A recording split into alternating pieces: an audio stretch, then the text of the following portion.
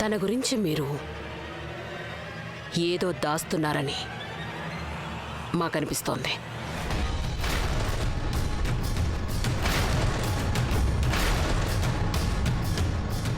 రాజమాత, ఏమిటిది? మేమిద్దరం మిమ్మల్ని మాకు ఎంతో ఆత్మీయురాలుగా భావిస్తాము, కానీ మీరు మమ్మల్ని పరాయి వాళ్ళలా చూస్తారా?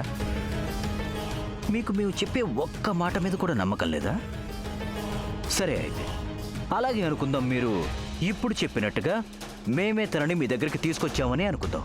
కానీ ఒకటి చెప్పండి, ఈ అభియోగానికి మీ వద్ద ఆధారమేముంది?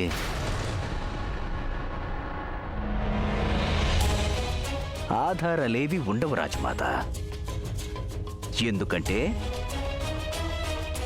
అబద్ధాలకి ఎలాంటి ఆధారాలుండవు, ఎటువంటి సాక్ష్యాలు ఉండవు. రాజమాత, ఒకవేళ మేము మా హృదయాన్ని చీల్చి చూపించగలిగితే అప్పుడు అర్థమవుతుంది మీకు మీ పట్ల మా మనసులో ఉన్న ప్రేమ, విశ్వాసం ఎంత ఉందో. అంతటి అవసరమే వస్తే మేము అలాగే మీ హృదయాన్ని చీల్చి చూస్తాం రాజావారు. మీ హృదయంలో మా పట్ల ఎంతటి విశ్వాసం ఉందా అని. యశోదని ఎవరో హత్య చేశారు.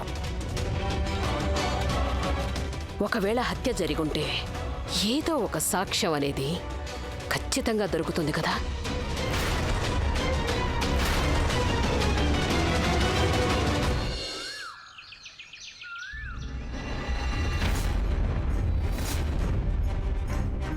నువ్వు మృత్యుదూతవు, మృత్యుకాలానివి, మృత్యుపాశానివి, మృత్యుజాలానివి. నేను ఖండించే ఖడ్గం లేనే లేదు. అస్త్ర శస్త్రాలు నీ చరణము చేరు.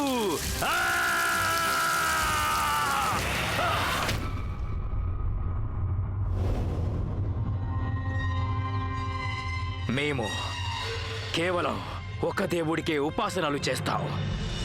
మృత్యుదేవుడు భైరవుడికి.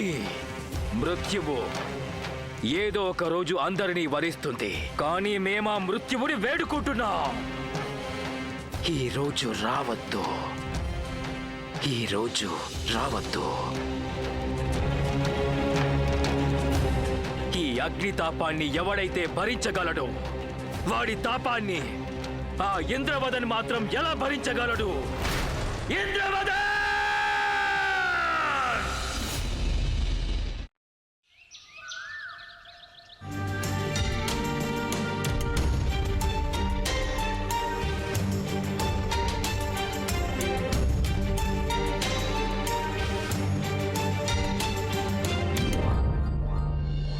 ఇది కేవలం ఖడ్గం కాదు, ఆమీర్ కోట యొక్క పరాక్రమం, ఆమీర్ కోట యొక్క స్వాభిమానం, ఆమీర్ కోట యొక్క వారసత్వం. ఈ ఖడ్గంతోనే మీ ముత్తాత గారు ఆమీర్ కోట్కి పునాదులు వేశారు. అందుకే ఈ ఖడ్గంతోనే మీరు వారి బలిదానానికి అభిషేకం చేయాలి. రాజపుత్రుల తల తెగిపడవచ్చు, కానీ ఎన్నటికీ వంగదు.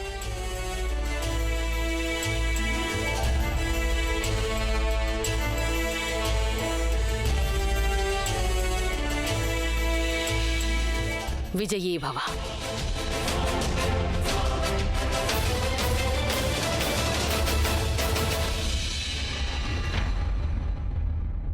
విశ్వాసం అనేది లేకుండా ఇలా హారతి ఇవ్వటం అన్నది కేవలం ఓ నటనే అవుతుంది. ఇక మాకు ఇలాంటి నటనల మీద విశ్వాసం లేదు. లేదు రాణగారు, మీరు ఆమీర్ కోట యొక్క రాణిని వారి ధర్మాన్ని నిర్వర్తించకుండా అడ్డుకోలేరు. మేము ఎవరిని వారి బాధ్యతలు నిర్వర్తించకుండా అడ్డుకోము.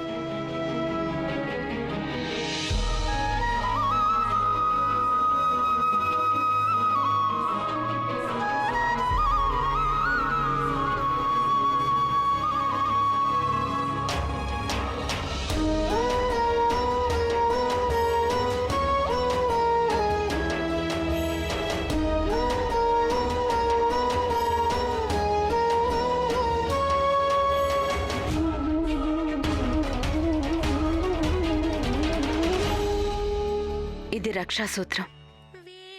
చూడటానికి ఇది తాడు మాత్రమే, కానీ విశ్వాసంతో కడితే అదే కంచు కవచం అవుతుంది. ఇది మీకు రక్షణగా ఉంటుంది, మీకు గుర్తు చేస్తుంటుంది.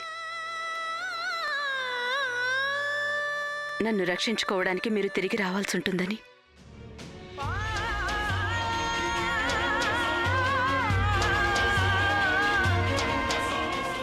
మేము ఈరోజు శత్రువును ఓడించడానికి యుద్ధం చెయ్యం. కేవలం మా రాణి యొక్క నమ్మకాన్ని గెలుచుకునేందుకు యుద్ధం చేస్తాం.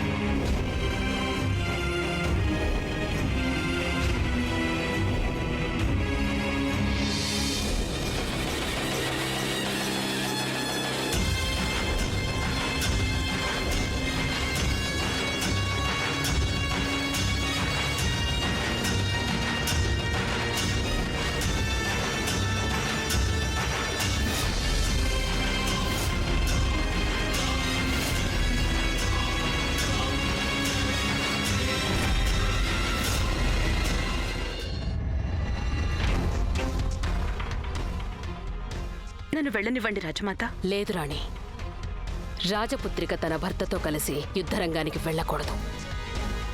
ఆ వ్యక్తిగత యుద్ధాన్ని స్వయంగా పోరాడాల్సి ఉంటుంది.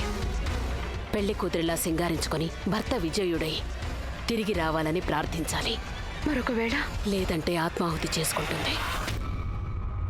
శత్రువుల చేతులు తన శరీరాన్ని తాకడానికి ముందే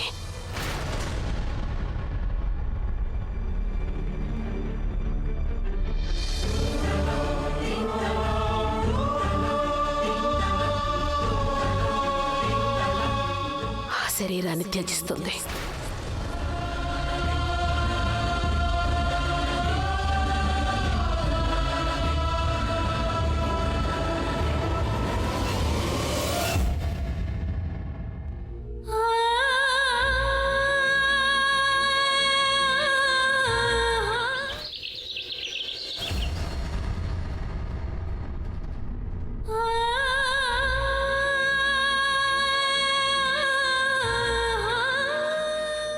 రాజపుత్రిక తన భర్తతో కలిసి యుద్ధరంగానికి వెళ్ళకూడదు. ఆ వ్యక్తిగత యుద్ధాన్ని స్వయంగా పోరాడాల్సి ఉంటుంది. పెళ్లి కూతురిలా సింగారించుకొని భర్త విజయుడై తిరిగి రావాలని ప్రార్థించాలి. లేదంటే ఆత్మాహుతి చేసుకుంటుంది.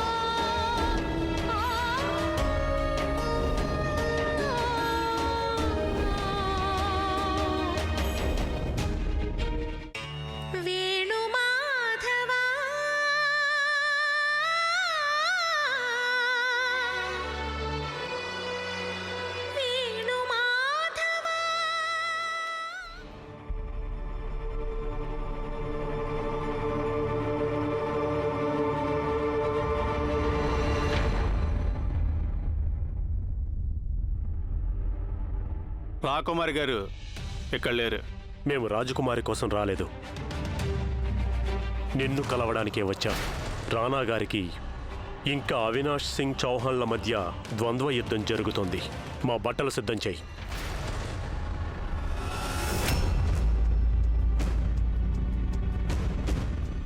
మేము నీతోనే మాట్లాడుతున్నాం, వినిపించలేదా? నువ్వు మా భార్య దగ్గరుండే నౌకరవి. మరి మా భార్యకు చెందింది ఏదైనా మాకు చెందుతుంది. అంటే నువ్వు మాకు పనివాడవేనే గుర్తుంచుకో. పెద్దింటికి చెందిన పనివాడికి ఎంత నిర్లక్ష్యమా? కానీ ఇందులో నీ తప్పేమీ లేదులే. నీ యజమానురాలుందే, ఆవిడ నీకు మర్యాదలు నేర్పించలేదు. అందుకు శిక్ష కూడా ఆవిడికే లభిస్తుంది.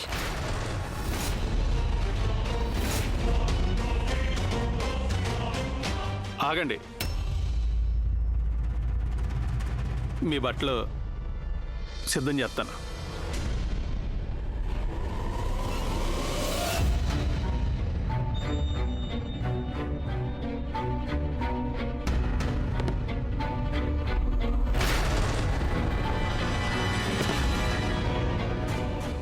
మా ఈ షూస్కి బాగా దుమ్ము పట్టింది, కనిపించడం లేదా? శుభ్రం చెయ్యి.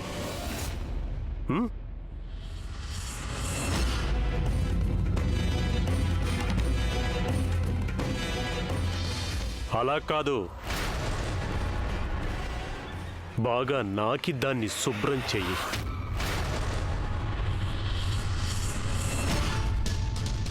ఏమైంది? నీ నాలుకకు పదును చాలా ఎక్కువ కదా. ఇప్పుడేమైంది? గుర్తుంచుకో, నీ ప్రతి దురహంకారానికి శిక్ష రాజకుమారికి విధిస్తాను. ఆలోచించు. తెల్లగా మెరిసే ఆవిడ శరీరం మీద మేము కొట్టే హంటర్ దెబ్బ ఎంత పెద్ద గాయాల్ని చేస్తుందో తలుచుకోవడానికి భయంకరంగా ఉంది కదా. కానీ ఏం చేస్తాం?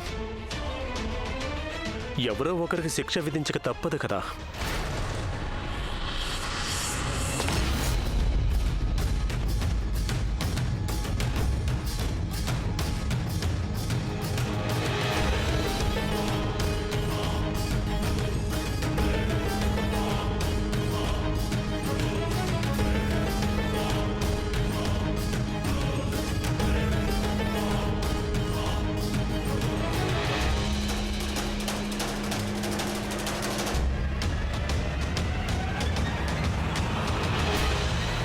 చల్లే,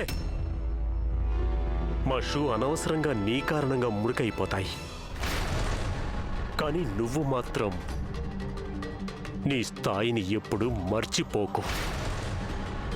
ఇది నీ అసలు స్థాయి, ఓ నౌకరు స్థాయి. అర్థమైందా?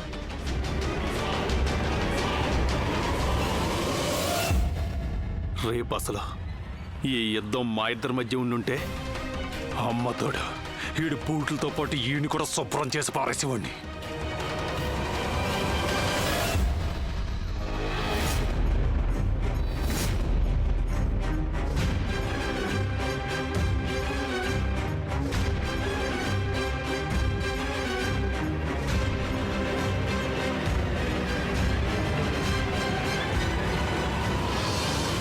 రాణా గారికి రాణా గారికి రాణా గారికి రాణా గారికి రాణా గారికి రాణా గారికి రాణా గారికి రాణా గారికి రాణా గారికి రాణా గారికి రాణా గారికి రాణా గారికి రాణా గారికి రాణా గారికి రాణా గారికి రాణా గారికి రాణా గారికి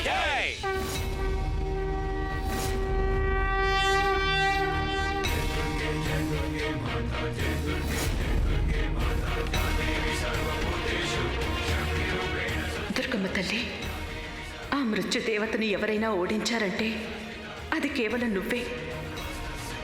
ఈ రోజు నా మాంగళ్యాన్ని కూడా మృత్యువు నుంచి కాపాడు. ఆయన మీద నీ కృప సర్వదా ఉండేలా చూడు.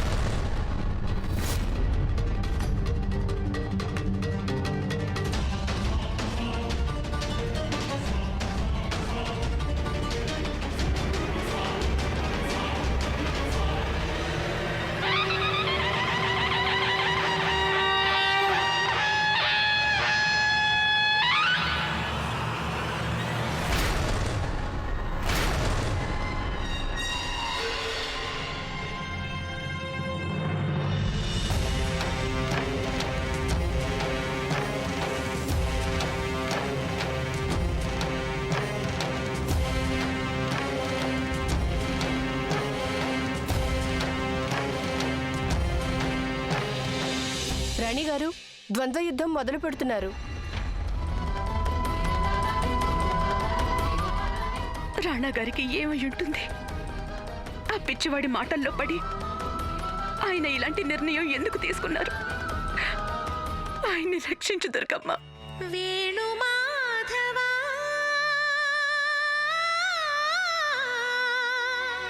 ఒక రాజపుత్రుడి వయ్యుండి రక్తం చిందించడానికి భయపడుతున్నావా ఇంద్రవదన్?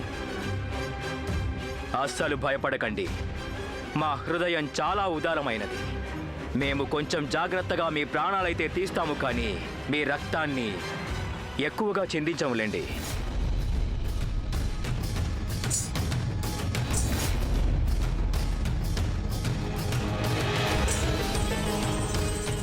ఈ మూర్ఖుడు రాణా గారికి గజ్జెలు కట్టిస్తాడా ఏంటి? భయపడకండి. ఇవి మీకోసం కాదు, మా కోసం తెచ్చుకున్నాం. మేము వీటిని ధరించి కాళనృత్యం చేస్తాం. ఆమీర్ కోట్ ప్రజలారా, చూడండి, ఈరోజు మీ మహారాజు తల మీద మృత్యువు ఎలా తాండవిస్తుందో.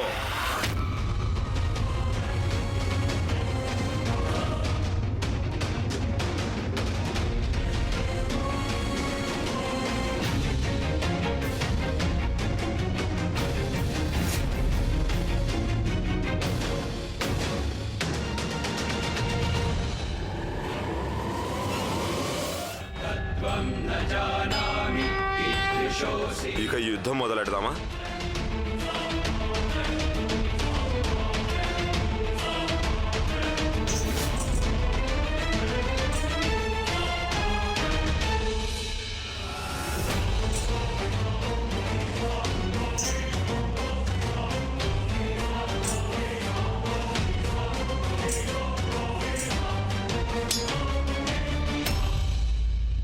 మా ఆయుధం ఈ బల్లెమే.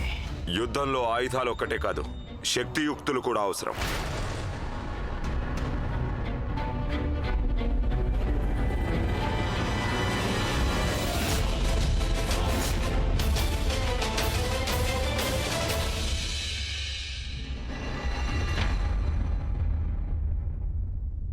రాణి గారు, రాణా గారు వారి దుర్గామాత ఖడ్గంతో కాకుండా బల్లెంతో పోరాడుతున్నారు. నాకు ముందే తెలుసు ఆ వ్యక్తి ఏదో ఒక ఎత్తు వేసి తీరుతాడని. రాణా గారు,